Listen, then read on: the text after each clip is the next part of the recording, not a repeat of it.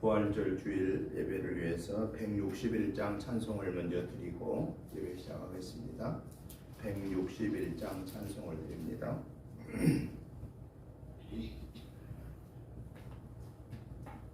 할렐루야 우리 예수 부활 성천하셨네.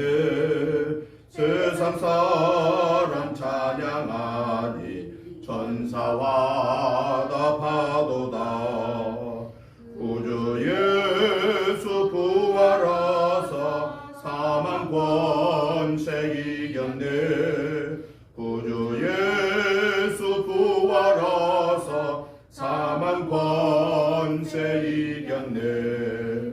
할렐루야 우리 예수 왕의 왕이 되시고 우리들의 중보 대신 성령 증거하시네.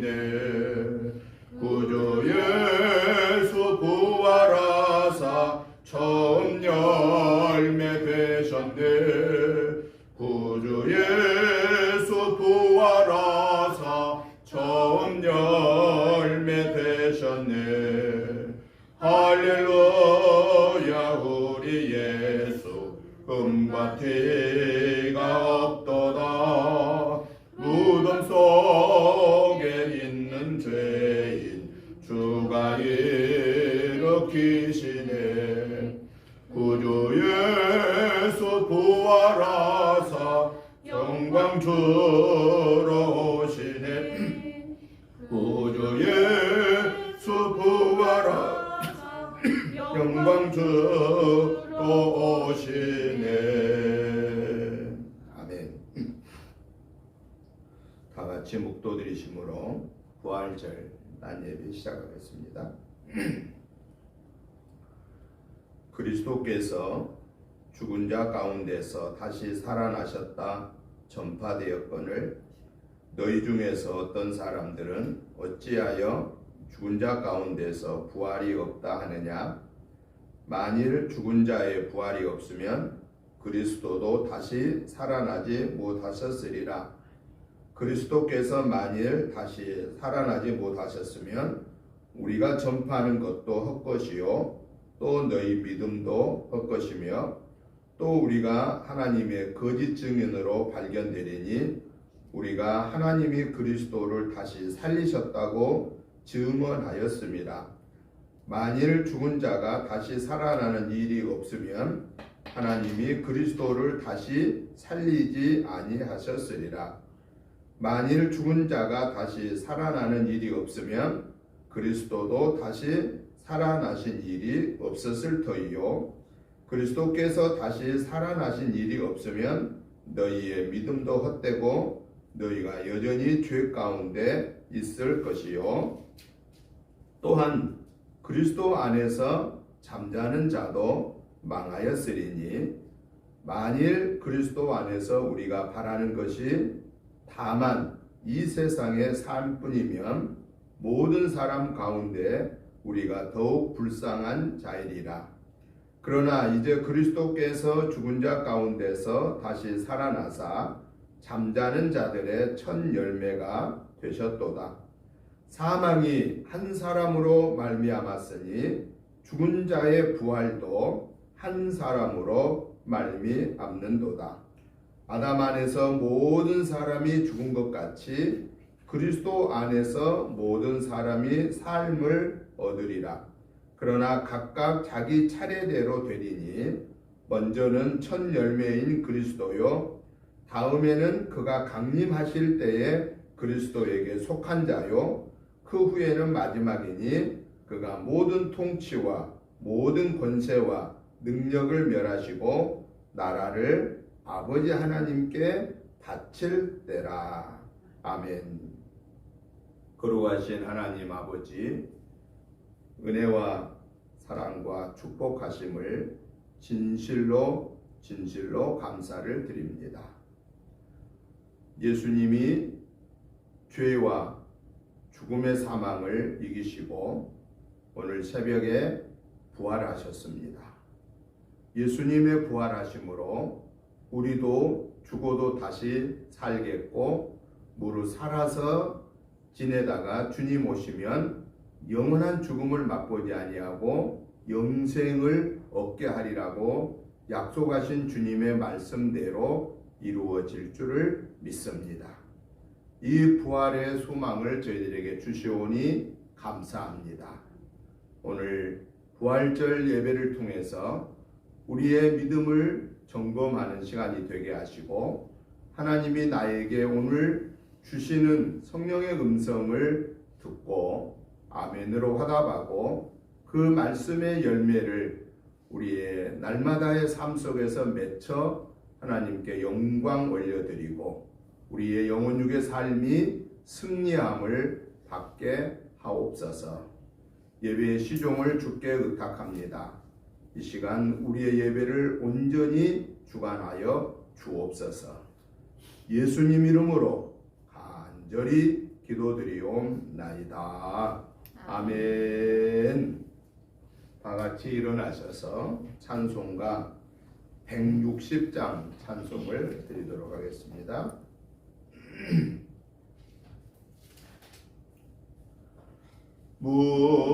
무덤에 머물러 예수 내 구주 새벽 기다렸네 예수 내 주 원수를 다 이기고 무덤에서 살아나셨네 어둠을 이기시고 나와서 성도와 함께 길이 다스리시네 사셨네 예수 다시 사셨네 헛되이 지키네 예수 내 구주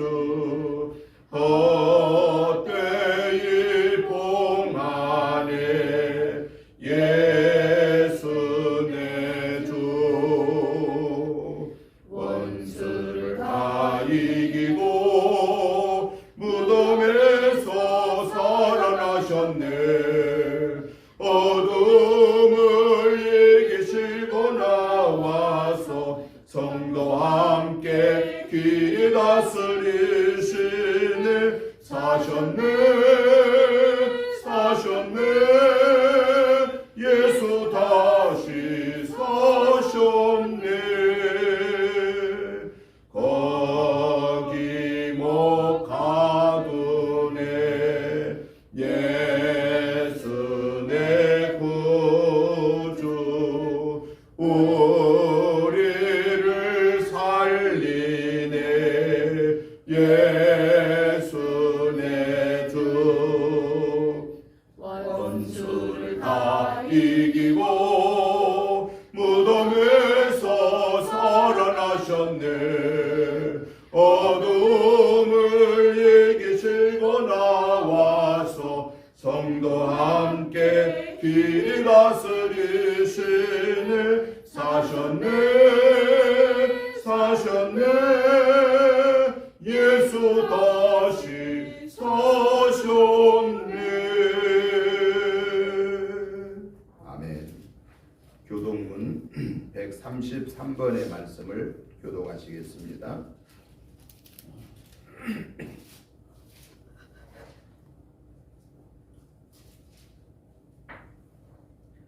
하나님께서 그를 사망의 고통에서 풀어 살리셨으니 이는 그가 사망에 매여 있을 수 없었습니다.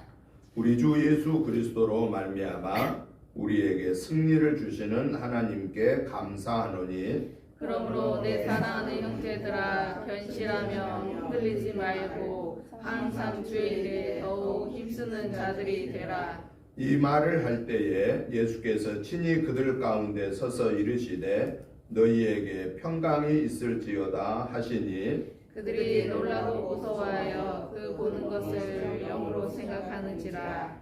예수께서 이르시되 어찌하여 두려워하며 어찌하여 마음에 의심이 일어나느냐. 내 손과 발을 보고 나인 줄 알라. 또 나를 만져보라. 영과 살과 뼈가 없으되 너희 보는 바와 같이 나는 있느니라. 너를 하나님께 그리스도께서 죽은 자 가운데서 다시 살아나사 잠자는 자들의 첫 열매가 되셨도다. 예수께서 이르시되 나는 부활이요 생명이니 나를 믿는 자는 죽어도 살겠고 무릇 살아서 나를 믿는 자는 영원히 죽지 아니하리라. 이것을 네가 믿느냐. 이르되 주여 그러하이다. 주는 그리스도시요 세상에 오시는 하나님의 아들이신 줄 내가 믿나이다. 아멘. 사도신경으로 신앙 고백 드리겠습니다. 나는 전능하신 아버지 하나님 천지의 창조주를 믿습니다. 나는 그의 유일하신 아들 우리 주 예수 그리스도를 믿습니다.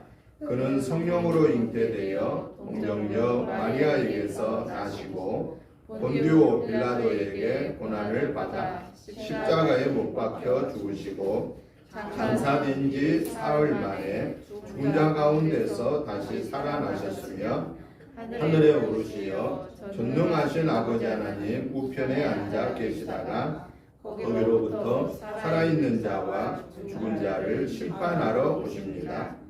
나는 성령을 믿으며 거룩한 공교회와 성도의 교제와 죄를 용서받는 것과 몸의 부활과 영생을 믿습니다. 아멘. 앉아주시기 바랍니다. 찬송가 164장 찬송을 드린 후에 김미연 집사님 나오셔서 기도 인도해 주시겠습니다. 164장 찬송 드립니다. 예수 부활했으니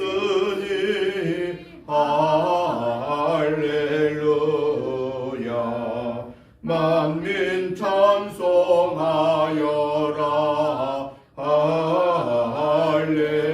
할렐루야.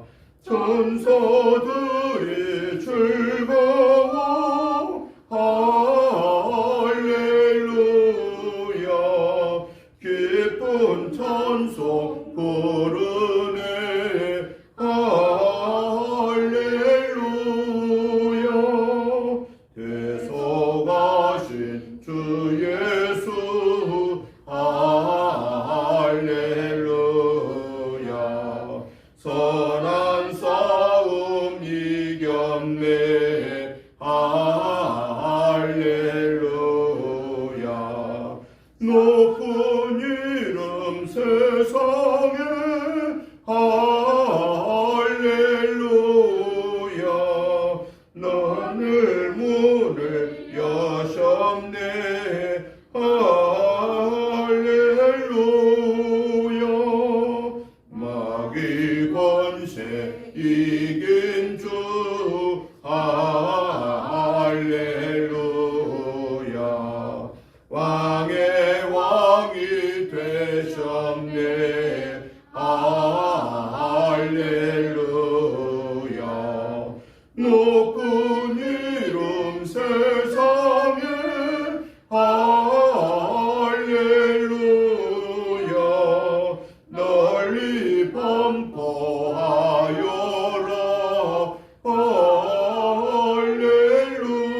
할렐루야. 길과 진리 되신 주. 할렐루야. 우리 부활하셨네. 할렐루야. 부활 생명 되시니. 할렐루야. 우리 부활하겠네. 할렐루야. 아멘.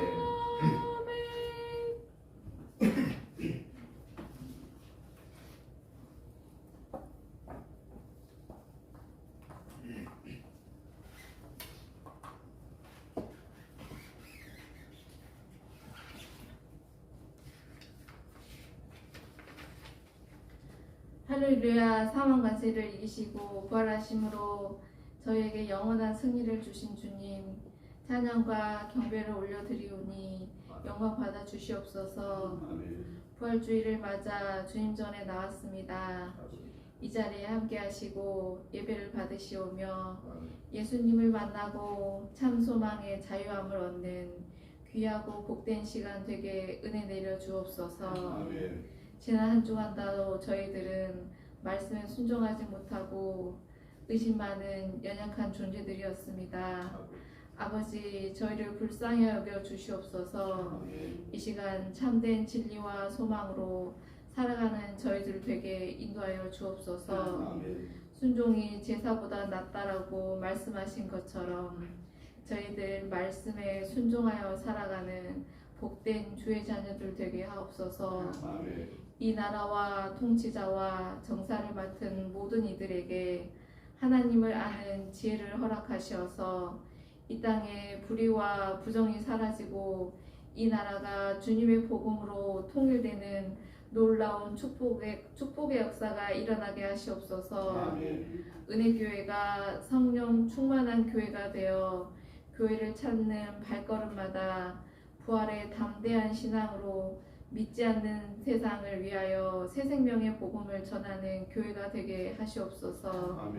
우리의 이웃들에게 본이 되게 하시고 십자가의 사랑을 전하며 성도 간 사랑으로 교제하며 기도하는 교회 되게 하옵소서. 사랑하는 성도들의 기도와 간구를 주께서 들어주시고 응답해 주시옵소서. 먼저 하나님 말씀대로 살아가는 믿음을 허락하여 주시고 생활 속에서 삶 전체를 통하여 주님께 영광을 드러내는 살아있는 믿음을 허락하시옵소서. 이 시간 생명의 말씀을 전하시는 목사님을 십자가의 능력으로 붙들어 주시고 영과 육을 강건케 하여 주옵소서. 모든 성도들 말씀을 들을 때에 심령 깊숙이 깨닫는 시간이 되게 하시옵소서. 부활이요 생명 되시는 예수 그리스도 이름으로 감사하며 기도드립니다. 아멘.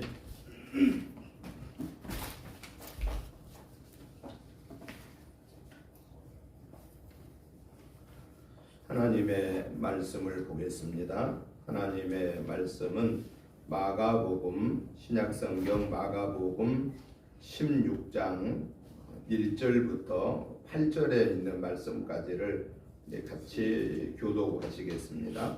마가복음 16장 1절부터 8절입니다. 신약성경 84쪽입니다. 제가 먼저 보겠습니다. 안식일이 지남에 막달라 마리아와 야고보의 어머니 마리아와 또 살로메가 가서 예수께 바르기 위하여 향품을 사다 두었다가 안식 후 첫날 매우 일찍이 해 돋을 때 그 무덤으로 가며 서로 말하되 누가 우리를 위하여 무덤 문에서 돌을 굴려 주리요 하더니 눈을 들어본즉 벌써 돌이 굴려져 있는데 그 돌이 심히 크더라.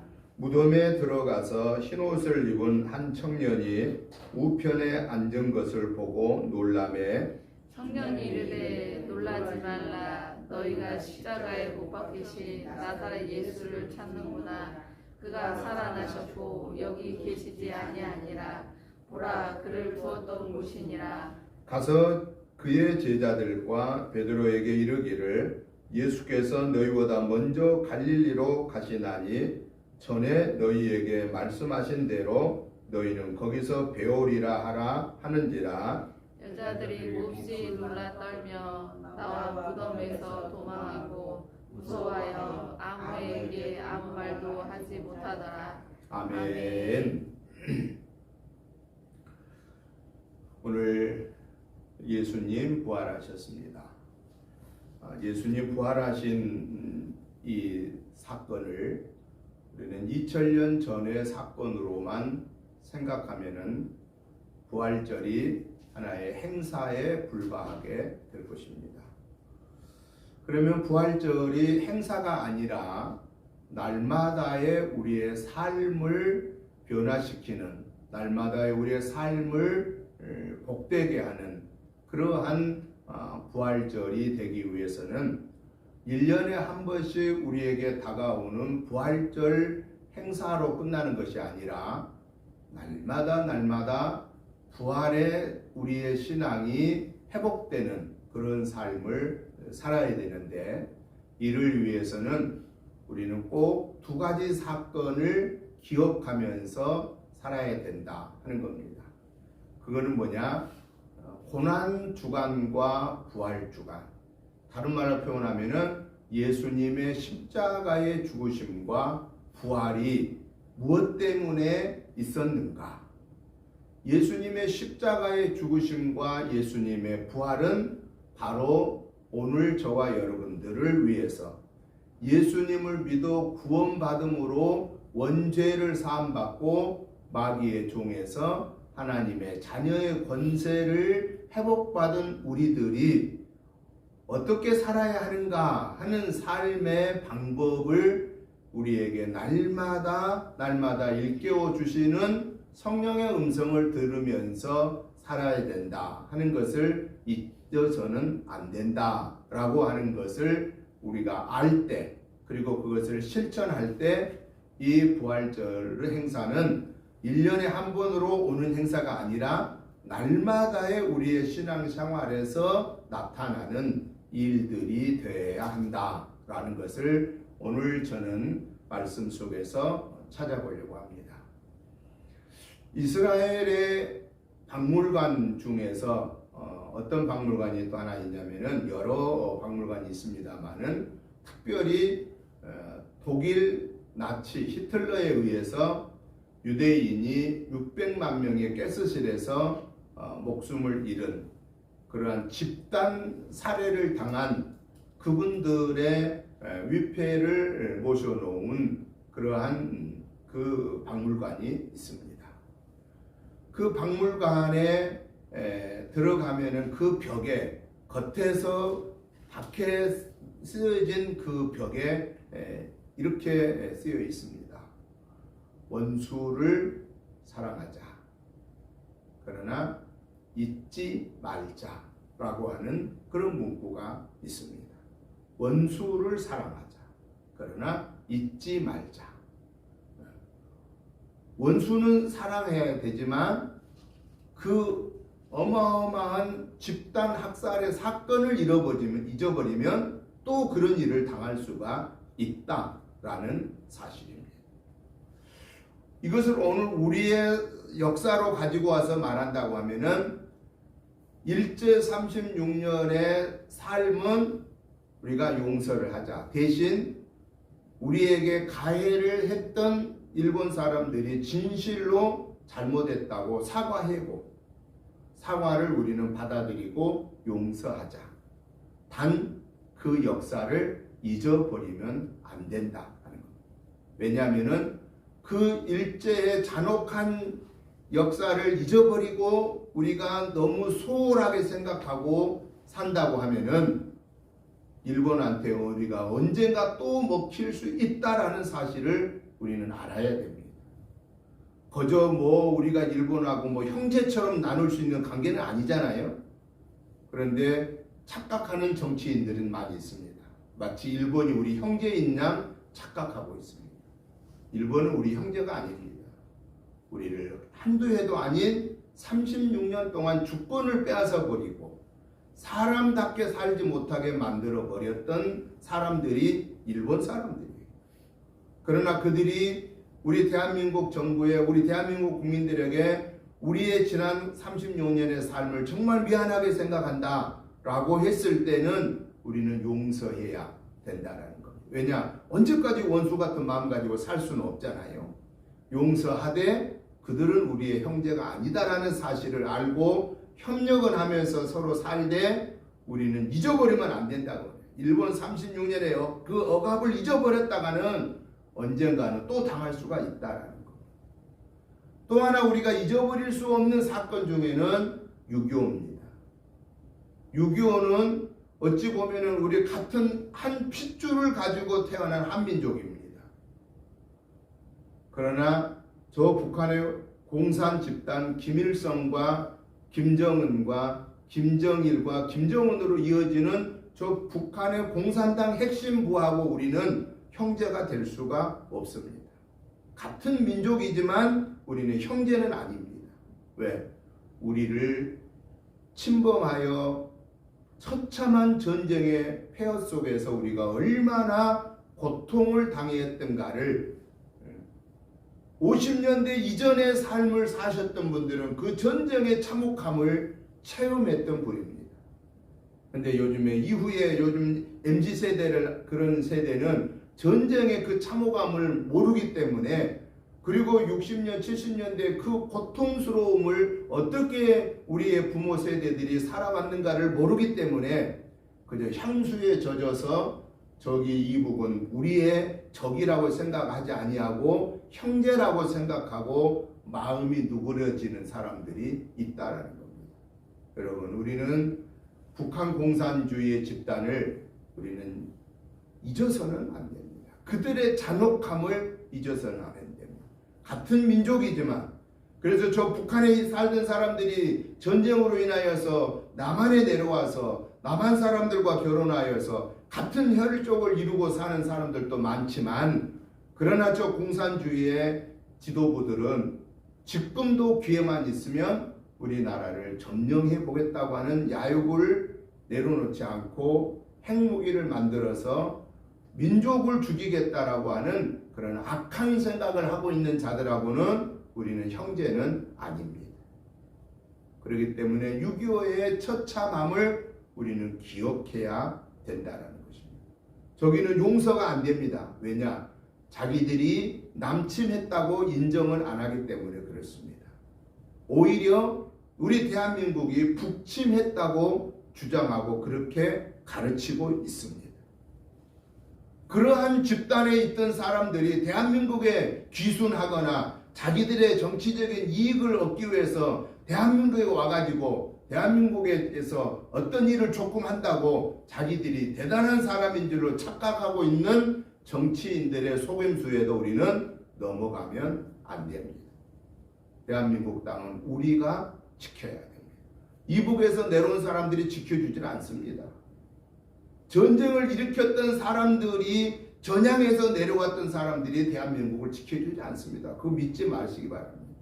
이 땅에서 전쟁을 이겨내고 목숨을 들여 피를 흘린 우리 남한의 사람들이 정신 바짝 차리고 공산주의는 절대로 우리 기독교는 용납할 수가 없습니다. 정치인들이나 일반인들은 이 사상이 바뀌어도 그게 동조하며 살지만은 우리 기독교는 사상이 바뀌면 목숨을 내놔야 됩니다. 왜냐?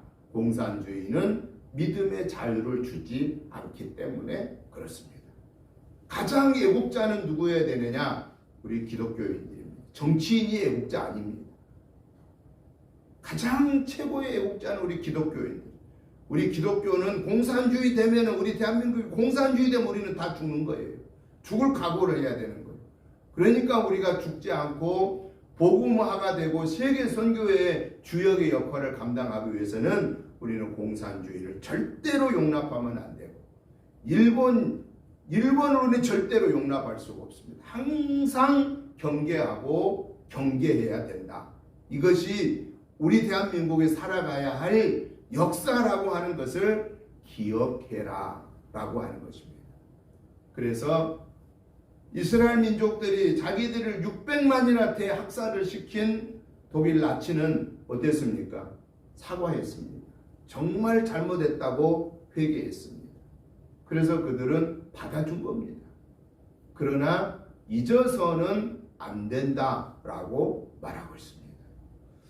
여러분, 오늘 저는 이 부활절 아침이지만은 우리가 꼭 기억해야 될 것은 예수님의 고난의 사건을 우리는 먼저 기억해야 된다는 것을 말씀드리고 그 다음에 부활절의 이 사건을 우리가 기억하면서 고난과 예수님의 부활을 통해서 총체적으로 오늘 우리에게 결단케 하시는 성령의 음성이 무엇인가를 오늘 본문 속에서 살펴보면서 말씀의 은혜를 받고자 합니다. 그래서 저는 오늘 주제를 말씀을 기억하는 삶, 말씀을 기억하는 삶. 그 말씀이 여러분, 말씀의 주체가 누구지요? 요한복음 1장 1절에 보니까 태초에 말씀이 계시니라. 이 말씀이 곧 그리스도요, 이 말씀이 곧 하나님이시니라 라고 말합니다. 말씀의 주체자가 누구냐? 예수님이십니다. 그러면 예수님의 이 말씀 자체를 우리가 기억해야 되는 사건은 뭐냐? 예수님의 동정녀 잉태, 하나님이신데 사람의 몸을 입고 오신 이 탄생을 잊어서는 안 되고, 그 예수님이 십자가에 달려 죽으신 고난의 사건을 잊어서는 안 되고, 그 예수님이 죽음의 권세를 이기고 부활하신 사건을 잊어서는 안 되고, 그리고 그분이 우리를 다시 영원한 생명을 주기 위해서 우리의 갈 곳을 예비하러 가신 승천을 잊어서는 안 되고, 그분이 다시 오실 만왕의 심판의 왕으로 오실 재림의 사건을 잊어서는 안 된다라는 겁니다. 말씀을 기억한다고 하는 것은 말씀의 근원이신 예수님에 대한 이 5가지 사건은 우리는 잊으면 안 됩니다. 동정녀 잉태의 사건, 십자가의 죽음의 사건, 부활의 사건, 승천의 사건, 재림의 사건을 잊어서는 안 된다라는 겁니다. 오늘은 부활주일이기 때문에 부활주일은 뭐가 겸해야만 올 수 있느냐? 고난이 있음으로만 오는, 죽음이 있음으로만 오는 것이 부활절이기 때문에 오늘은 우리가 말씀 되신 예수님의 고난의 십자가의 죽으심의 사건과 그 죽음의 권세를 이기고 부활하신 부활의 사건을 통해서 하나님이 우리에게 말씀하신 성령의 음성을 찾는 그러한 은혜의 시간이 되시기를 주의 이름으로 축복합니다. 그러면 먼저 우리 예수님의 십자가의 죽으심의 사건을 잊어서는 안 되는 것이 있는데, 그것은 뭐냐? 예수님이 참 하나님이심과 참 사람이시다라고 하는 것을 우리는 고난의 사건 통해서 잊어서는 안 된다라고 하는 겁니다. 예수님이 참 하나님이 아니셨고 예수님이 참 사람이 아니셨다면은 예수님은 십자가에 달려 죽으심으로 어떻게 됐겠어요? 끝나버리는 것이죠. 기독교의 역사는 문을 닫혀야 되는 일이 벌어진 겁니다. 그런데 예수님께서 이 세상에 오셔서 원죄를 사하여 주시기 위하여 2000년 전에 십자가에 달려 죽으심의 사건은 실패한 사건이 아니다라는 거예요. 당시에 예수님을 십자가에 못 박혀 죽였던 예루살렘의 율법 중심이었던 대제사장들과 바리새인들과 서기관들은 어떤 생각을 했느냐? 야, 이제 우리가 저 예수를 죽여 무덤에 묻어버렸으니 이제 우리는 아주 속이 시원하다. 이제는 다시는 우리의 잘못들을 지적할 자가 없어졌다라고 하는 그러한 안도의 마음을 가지고 있었을 것입니다. 여러분, 그런데요, 예수님이 십자가에 달려 죽으시고 돌무덤에 묻혀 있는 것으로 끝난 게 아니고 예수님이 실패하신 것이 아니라 예수님이 십자가에 달려 죽으시고 운명하는 금요일에 마지막 십자가상에서 다 이루었다 하시고 운명하실 때 어떤 역사가 일어났느냐? 성전의 휘장이 위에서 아래로 찢어져 버렸습니다.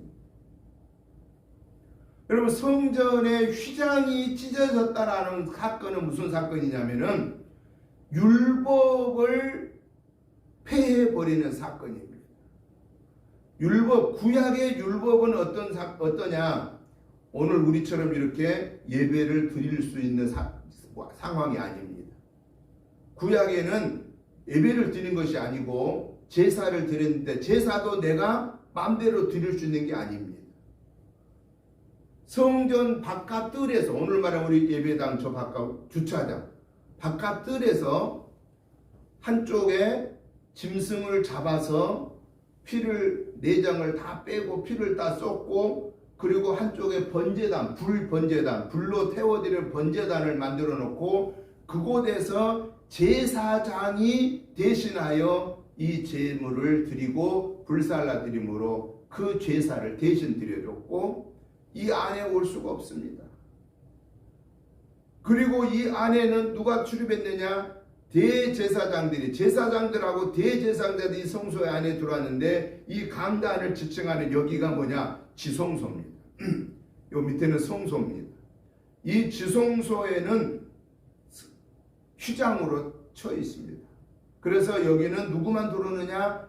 1년에 딱 한 번 대속죄일, 이스라엘 원력으로 7월 10일 대속죄일에만 대제사장이 한 번 이 제단에 올라와서 이 백성들의 죄를 대신하여서 하나님 앞에 제사 드리는 일을 감당했습니다. 그런데 예수님이 십자가에 달려 죽으시는 그 운명하는 순간에 이 대제사장이 들어올 수 있는 이 지성소로 들어오는 휘장이 찢어져 버렸습니다. 그 말은 무슨 얘기입니까? 율법으로 하나님 앞에 직접 나올 수 없는 백성들이 저 바깥 성전 뜰에서 짐승을 잡아 제사 드렸던 그 제사가 이제는 예수님이 십자가 달리심으로 이 율법을 대제사장 되신 예수님으로 변하게 되고 율법을 완성하시는 분이 예수님이다라는 이 사건을 예수님께서 십자가에 달려 죽으시는 순간에 이루어졌다라고 하는 사실입니다. 그래서 우리는 예수님의 이 십자가의 사건을 잊어버려서는 안 될 것이 바로 뭐냐? 예수님은 실패자가 아니었다라는 것입니다. 예수님은 참 하나님이셨고 예수님은 참 사람이셨다라고 하는 것을 바로 이 사건 속에서, 휘장이 찢어지는 사건 속에서 우리에게 말씀하고 계신 거다라고 한 겁니다. 즉 율법이 복음을 이긴 게 아니고 복음이 율법의 불완전함을 완성시킨 사건이 십자가의 사건이다. 이걸 우리는 잊어서는 안 된다 하는 것입니다. 또 하나 중요한 부활의 사건입니다. 십자가에 달려 죽으시고 3일 만에 부활 주일 새벽에 돌무덤을 열고 살아나신 예수님, 부활하신 그 예수님의 부활 사건을 통해서 오늘 우리에게 주시는 그 부활의 의미를 우리는 꼭 기억하고 이것을 우리는 잊지 말아야 되는데, 그게 뭐냐? 주님이 부활에 대한 예고를 제자들에게 평소에 여러 번 예고했습니다. 그런데도 불구하고 예수님이 십자가에 달려 죽으시고 무덤에 묻혀 있는 3일 동안에 제자들의 모습 보니까 어땠던가요? 제자들의 모습, 예수님 곁을 지킨 자가 아무도 없었습니다.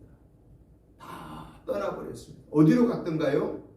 자기들이 옛날에 3년 전에 고기 잡고 살던 바닷가로 가서 고기 잡고 있었습니다. 그러면 3년 동안이나 예수님과 함께 다니면서 예수님이 행하신 그 기적들을 직접 본 사람들 아닙니까? 죽은 자를 살린 것도 목격했고, 군대 귀신, 누구도 쫓아내지 못했던 군대 귀신을 내쫓은 것도 목격했고, 오병이어의 기적을 나타내는 것도 목격했고, 칠병이어의 기적을 나타내는 것도 목격했고, 수없는 기적들을 행한 것을 그들은 목격했음에도 불구하고, 그러면서 더군다나 마지막 전에 십자가 앞두고서 만찬을 나누시고, 그리고 이제 마지막 십자가 지로 가시면서 누구든지 나를 따르려거든 각각 자기에게 주어진 십자가를 지고 나를 따르라고 하셨고, 그리고 내가 너희들보다 먼저 갈릴리에 가 있으리라고 하신 예고의 말씀이 계셨음에도 불구하고 예수님이 무덤에 묻혀있는 순간에 그 누구 한 제자도 예수님 곁을 지키지 못하고 자기들의 생명의 유혹을 느끼고 다 떠나버리고 말았더라 라고 하는 사실입니다. 이게 도대체 무슨 일일까 그겁니다. 그렇게 호언장담했던 베드로도 다 떠나버렸더라라는 것입니다. 만약에 이렇게 끝나버렸다면 어떻게 될 뻔했습니까? 기독교는 문을 닫혀야 됐겠지요.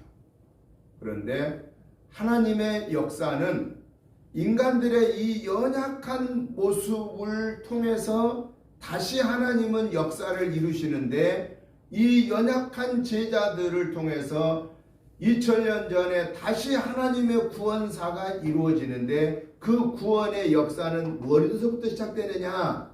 마가의 다락방에서부터 시작되더라 라고 하는 사실입니다. 이 부활절 아침을 통해서 오늘 저와 여러분들이 기억해야 될 것은 뭐냐? 우리가 성경 말씀을 늘 보면서 이 성경에서 약속하신 하나님의 말씀을 우리는 잊지 말아야 된다 하는 겁니다.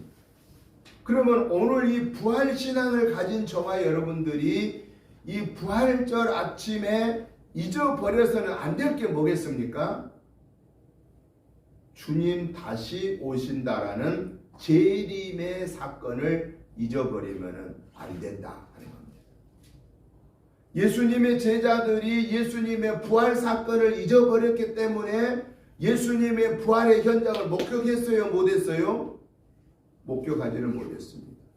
그리고 부끄럽게도 각각 자기들의 일터에 가 있었습니다. 그런데 누가 같이 찾아가신 거예요? 부활하신 주님이 고기 잡고 있는 제자들을 찾아가 주신 겁니다. 여러분, 그런데요, 만약에 오늘 저와 여러분들이 예수님 다시 오시겠다고 부활하시고 나서 예수님이 또 하나 약속한 거예요. 예수님 십자가 지시기 전에 제자들한테는 뭘 약속한 거예요? 내가 다시 살아나겠다. 그리고 너희들보다 먼저 갈릴리에 가겠다. 거기 가서 만나자. 그것을 여러 번 예고했는데 못 들은 거예요. 왜 못 들었느냐? 인간의 생각에 젖어 있으니까 성령의 음성을 못 들은 거예요. 들었다 해도 그냥 소홀하게 여기고 놓쳐버린 거예요. 그래서 가장 중요한 부활의 현장에 참여자가 되지를 못했습니다. 나중에 베드로는 부끄러워서 부활하신 예수님이 갈릴리 바다에 오셔서 조반을 준비해 놓고 나와서 먹으라고 할 때 그때 예수님인 것을 깨닫고 그가 너무 부끄러워서 배에서 물로 뛰어들으면서 자기의 그 연약했던 모습을 고백하는 것을 보게 됩니다. 그런데요, 오늘 우리는 이 부활절 아침에 우리가 기억해야 할 것은 부활하신 예수님이 우리에게 약속하신 것이 있는데 이 약속을 우리가 잊어버리고 기억 못하고 살다가는 마지막은 처참한 순간을 맞게 된다 하는 겁니다. 부활하신 예수님이 승천하시기 전에 사랑하는 제자들한테 말씀합니다. 내가 아버지께로 가면 너희에게 보혜사 성령을 보내주겠다. 그리고 너희는 성령의 능력을 받고 예루살렘과 온 유대와 사마리아 땅끝까지 이르러 복음을 증거해라. 그리고 마태복음 28장 18절부터 20절에서는 너희는 가서 모든 족속으로 제자를 삼아 아버지와 아들과 성령의 이름으로 세례를 주고 가르쳐 지켜 행해라. 볼지어다 내가 세상 끝날까지 너희와 항상 함께 있으리라. 그러면서 승천하실 때에 예수님의 승천한 모습을 보는 사람들이, 여인들이 슬퍼 울 때에 예루살렘 사람들아 나를 위해서 울지 말고 너희와 너희 가족을 위해서 울어라. 나는 너희가 본 그대로 다시 오리라 라고 약속하시고 승천하셨습니다. 승천하신 우리 예수님은 뭐 하고 계실까요? 지금 우리가 갈 곳을 준비하고 계십니다. 그리고 반드시 이 부활신앙을 가지고 우리 예수님이 우리에게 다시 하나 예고하신 재림할 예수님을 맞이할 준비를 하고 있는 사람들에게는 주님이 도적같이 오시더라도 두려워 떨지 아니하고 오 주님 어서 오시옵소서라고 맞이하여서 공중혼인잔치에 참여하게 되고 천년의 영광을 누리다가 최후의 심판 이후에 영생 복락이 우리에게는 주어질 것입니다. 그러나 안타깝게도 이 부활절 신앙을 회복하지 못하고 주님이 우리에게 약속하신 내가 아버지께 가서 너희 있을 곳을 준비하고 너희를 다시 데리러 오리라. 그러니까 너희는 성령 충만함을 받아라. 그리고 내가 너희에게 명령한 가서 복음을 증거하고 제자를 삼아서 세례를 주고 가르쳐 짓게 행해라. 그리고 내 가장 전도의 방법은 예루살렘과 너 가장 가까운 너희 집과 너희 친척과 너희 이웃과 온 세계 사람들에게 이렇게 차근차근 복음을 증거해라. 그러면 내가 와서 너희하고 계산하겠다라고 하신 이 부활 이후의 약속을 믿고 순종하는 저와 여러분들에게는 하나님 앞에 설 때에 영광스러운 모습으로 서게 된다 하는 것입니다. 그러면 오늘 저와 여러분들이 이제 해야 할 일이 뭐겠습니까? 주님 맞이할 준비를 해야 된다는 거예요. 이 부활의 신앙을 가진 저와 여러분들이 주님 맞이할 준비를 하기 위해서는 우리가 어떻게 살아야 되느냐? 성령의 충만함을 받으면서 살아야 된다 하는 것입니다. 성령의 충만을 받아야 된다. 왜 성령의 충만을 받아야 되느냐? 예수님의 제자들이 3년 동안이나 예수님을 따라다니고 온갖 기적을 다 보았지만은 제자들이 한 일이 있어요, 없어요? 예수님의 제자들이 뭐 귀신 하나 내쫓으던가요? 예수님이 요한, 베드로, 야고보를 데리고 변화산에 가셔서 기도하시고 그 변화산에서 하나님과 대화하는 모습을 보고 있는 그 상황에서 저 산 아래에서는 무슨 일이 벌어졌어요? 9명의 제자들이 남아있는 저 산 아래 9명의 제자들이 귀신 들린 자 하나를 쫓아내든가요? 못 내든가요? 귀신 들린 자 하나도 못 쫓아냈어요. 그런 연약한 제자들이 나중에 마가의 다락방에 모여서 성령을 받고 제자의 사명을 감당하는 예수님의 명령을 마지막 듣고 예수님이 승천한 이후에 정작 예수님이 같이 계시지 않을 때 그때 예수님의 말씀대로 성령의 능력 받기를 사모하여 기도하다가 성령의 능력을 받은 이후에 예수님의 제자들은 어떻게 살던가요? 두려워 떨지 않고 주님 말씀에 순종하여 복음을 증거하고 저들이 거의 다 순교했습니다.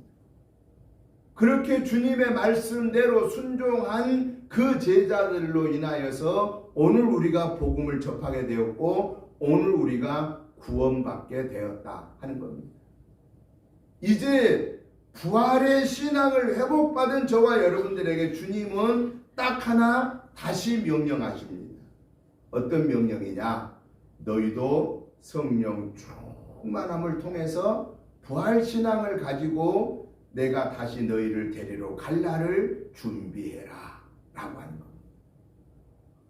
우리도 역시 성령 충만 받지 못하면 누구하고 똑같을까요? 성령의 능력을 받기 전에 예수님의 제자들의 모습과 똑같을 겁니다. 기적을 따라다닐 겁니다. 그런데요, 성령의 충만함을 받은 자는 기적을 따라다니는 게 아니라 뭘 이루면서 다니는 사람이 되느냐? 기적을 이루는 자가 된다. 내가 이룬 것이 아니라 내 안에 계신 성령의 능력으로 그분이 나를 통해서 하나님의 기적의 역사를 이루신다라는 겁니다. 성령의 능력을 받기 전에 예수님의 제자들은 기적의 주인이신 예수님만 졸졸졸 3년 동안 따라다녔습니다. 해놓은 일이 아무것도 그들에게는 없었습니다. 그러나 성령의 능력을 받은 이후에 예수님을 계시지 않았음에도 불구하고 저들을 통하여서 세계 선교의 깃틀을 마련하더라 라고 하는 사실입니다. 오늘 이 땅에서 우리에게 하나님이 주신 것은 뭐냐? 이제 너희는 부활신앙을 회복해라. 그리고 너희들이 성령의 충만함을 통해서 성령의 역사를 이루는 도구들이 되어라. 기적의 역사를 이루는 도구들이 되어라 라고 우리에게 말씀하신다라는 겁니다. 그럼 우리가 성령의 그 충만함을 받기 위해서는 어떻게 해야 되겠습니까? 하나님 아버지, 나에게 하나님의 영으로 지배받는 자가 되게 해달라고 요청해야 되고, 그리고 성령의 충만함의 도구가 되는 이 삶을 살기 위해 걸림돌이 되는 허물과 죄를 회개해야 되고, 그리고 예수님이 말씀대로 모여서 말씀을 보고 모여서 기도하고 모여서 예배하는 일을 힘써 지키고, 그럴 때 성령의 강권한 역사를 체험하게 되고, 그 성령의 능력을 체험했으면 이제는 그 말씀대로 순종해야 된다라고 말씀하고 계십니다. 그러면 성령의 능력을 받은 자가 순종하는 삶의 모습은 뭐겠냐 그 말입니다. 내가 성령 충만한 삶을 사느냐 아니면은 내가 어린아이처럼 사느냐 하는 것을 무엇로 분간할 수가 있냐 그 말입니다. 무엇로 증거를 할 수가 있느냐 그 말입니다. 성령의 충만함을 받은 자는 말씀을 사모합니다. 하나님의 말씀을 내가 성경을 보든 말씀을 듣든 아멘으로 화답합니다. 그리고 그 하나님의 말씀으로 내 육신의 소욕을 쳐서 복종시킵니다. 그리고 그 말씀의 열매를 맺는 것입니다. 그리고 갈라디아서 5장 22절부터 23절에 보니까 성령 충만한 자에게 대표적인 열매를 9가지 열매를 말하고 있는데, 3가지는 하나님과 관계에서 내가 열매 맺어야 됩니다. 그 하나님과의 관계에서는 어떤 열매를 맺으라고 말씀하고 있느냐? 하나님과의 관계에서 화평의 열매, 또 희락의 열매, 사랑의 열매를 내가 하나님과의 관계에서 맺어야 됩니다. 그리고 다른 사람과의 관계에서 내가 또 무슨 열매를 맺어야 되느냐? 오래 참음과 자비와 양선의 열매를 맺으라고 그랬습니다. 그리고 나 자신과의 삶에서는, 내 자신에 대해서는 충성과 온유와 절제의 열매를 맺으라고 말씀하고 계십니다. 이렇게 하나님과의 관계에서 맺어야 할 열매, 사람과의 관계에서 맺어야 할 열매, 내 자신과의 관계에서 맺어야 할 갈라디아서 5장 22절 23절의 말씀의 열매를 우리는 맺어야 된다라는 것입니다. 이렇게 우리가 하나님의 말씀대로 부활신앙을 회복하고 성령 충만함을 받고 성령의 도구로 쓰임받은 자에게 우리 하나님이 약속하신 은혜의 특권이 뭐냐? 한번 우리 따라해 보십시다.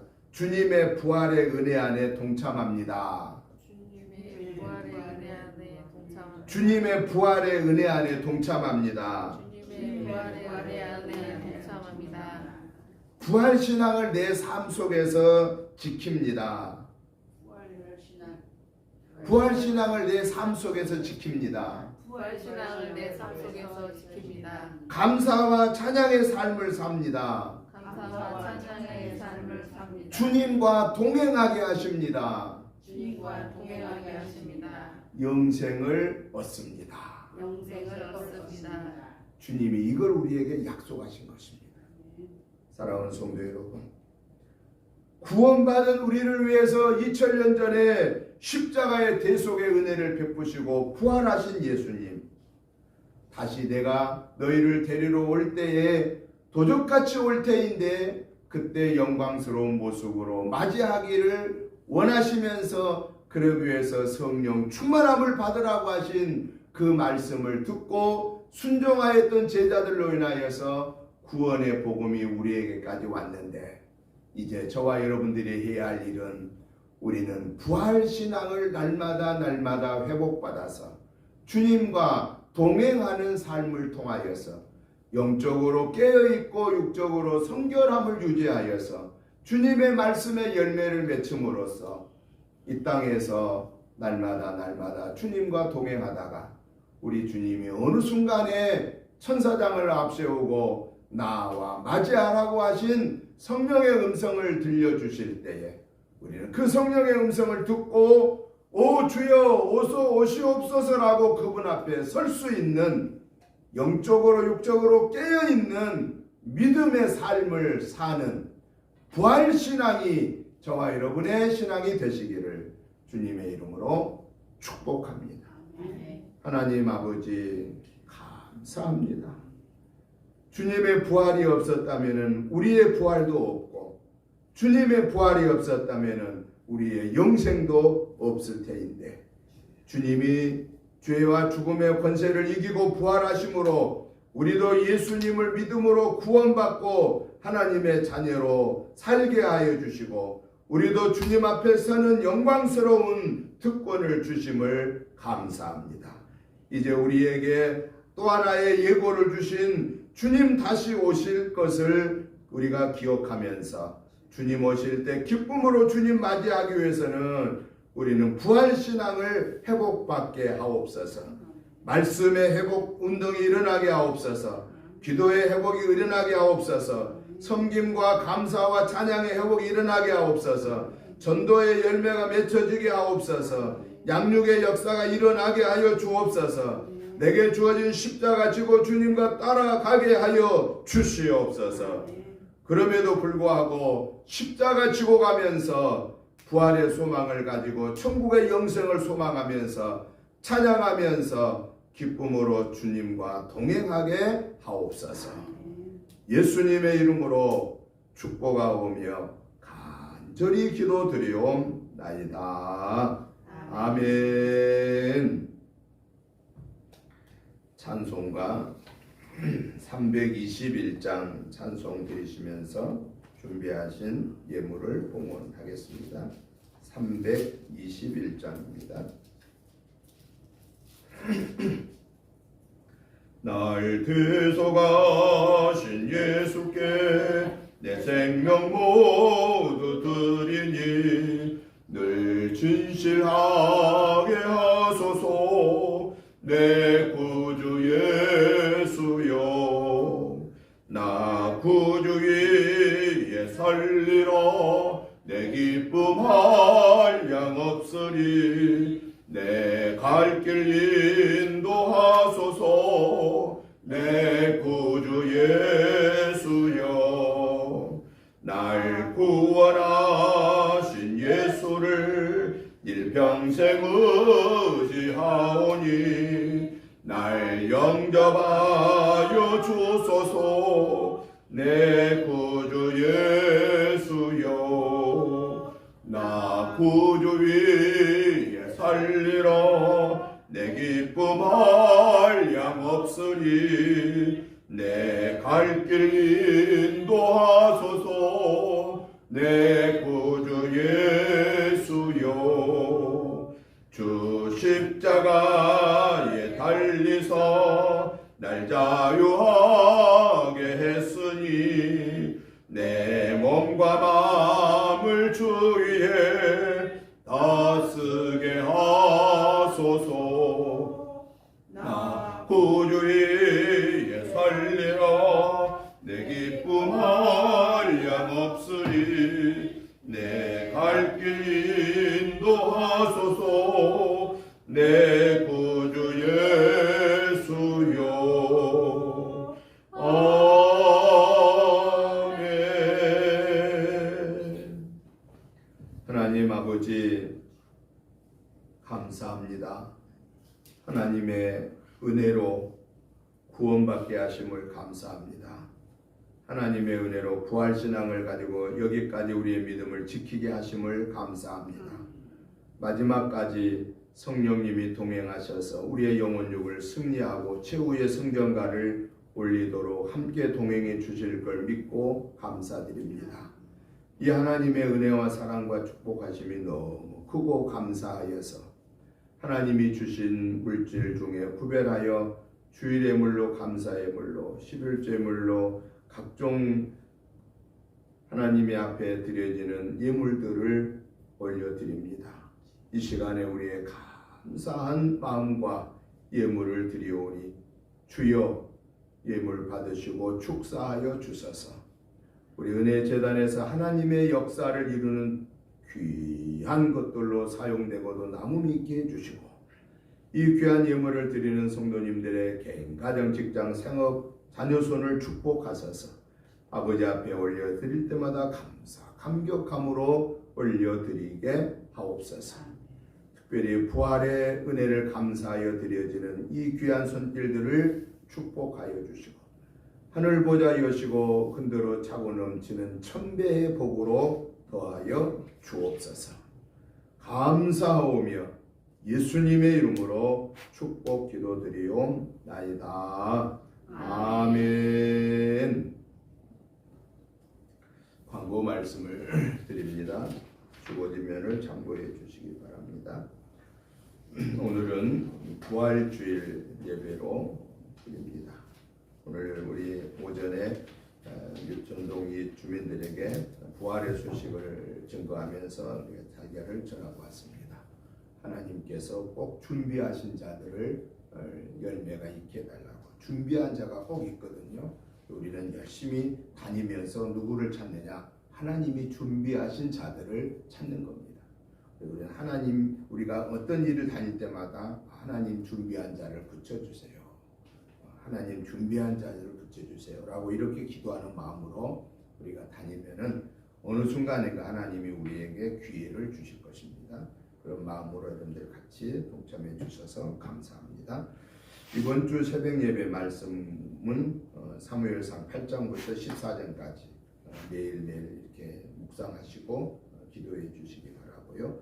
가정 예배서를 준비해서 배치해 놨습니다. 가정 예배서도 가지고 가셔서 다니면서 여러분 일터에서 잠깐 한 2, 3분이면 읽을 수 있으니까 그거 읽고 잠깐 묵상하고 그렇게 해서 같이 우리가 가정 예배와 새벽 말씀으로 하나가 되는 그런 삶이 되시기를 부탁을 드립니다.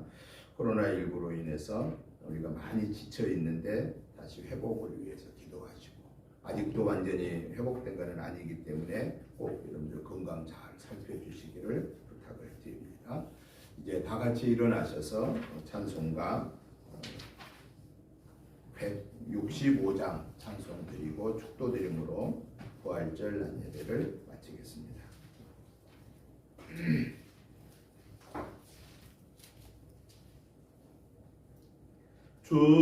주님께 영광 다시 사신 주 사망 권세 모두 이기시었네. 이런 입은 천사 돌을 옮겼고 누우셨던 곳은 비어 있었네. 주님께 영광 다시 사신 주 사망 권세 모두 이기시었네. 부활의 주님 나타나시사 두려움과 의심 물리치셨네. 주의 교회 기뻐 찬송하여라. 다시 사신 주님 죽음 이겼네. 주님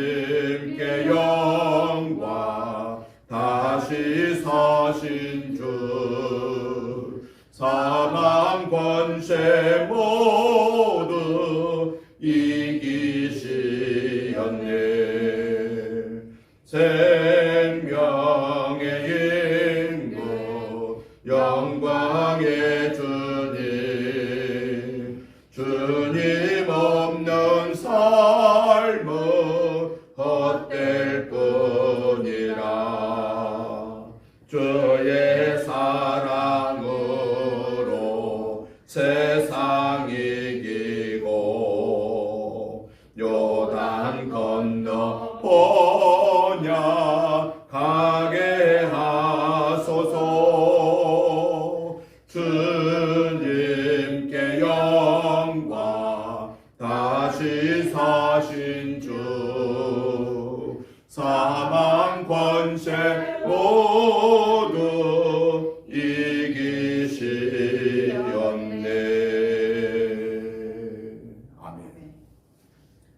이제는 죄와 사망의 권세를 이기시고 부활하심으로 우리에게 부활 소망을 주신 우리 주 예수 그리스도의 십자가의 은혜와 우리를 구원하시고자 독생자 예수 그리스도를 이 땅에 보내시고 십자가에 달려 죽게 하시고 3일 만에 부활하심으로 우리에게 생명을 허락하신 아버지 하나님의 지극하신 사랑하심과 지금 이 순간에도 부활신앙을 가지고 주님 오실 것을 준비하라고 말씀하신 성령님의 음성을 듣고 아멘으로 화답하고 순종하겠습니다 하고 다짐하는 성령의 강권한 역사 앞에 오늘 순종하는 저희들과 가정과 자녀손들과 직장 생업과 우리 은혜 대단과 이 지역과 나라와 민족 위에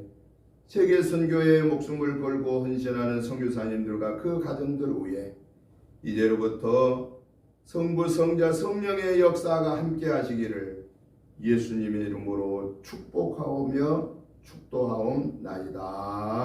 아멘.